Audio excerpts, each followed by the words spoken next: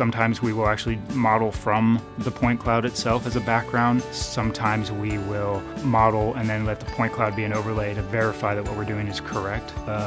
One of the biggest benefits we get out of using the Matterport is being able to constantly go back into the workshop and grab dimensions for the things that we didn't get a dimension for when we were on site. We had a higher ed project up in northern Ohio, about 3 hours away from our office. The biggest benefit we got from the Matterport on this higher ed project was just being able to constantly go back to the space. What's really going on there? Can we leave that ceiling?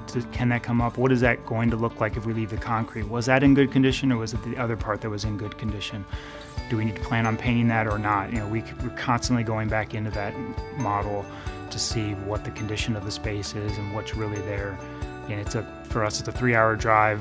We can't do that for every one of those questions. We like to have the answers right away, and it's given us that flexibility and that information at our fingertips. Having the point cloud give us that data that's accurate, that's what we need, is, again, invaluable. It's a critical piece of BIM. The I in BIM is that information. It happens to help us create the model, but it's the information that we're getting from it that's the most important.